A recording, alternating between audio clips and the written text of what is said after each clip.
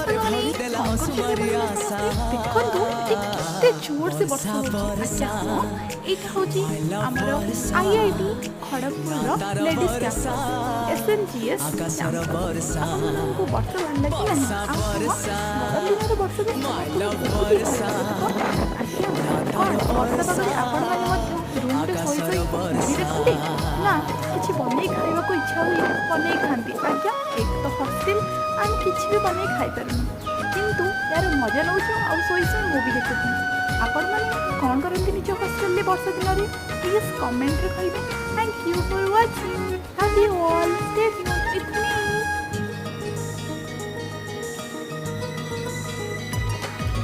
जुआड़े मु जाए से मो आगे आगे जाए, सामना रे से थाए मोर स्वप्न रे से थाए।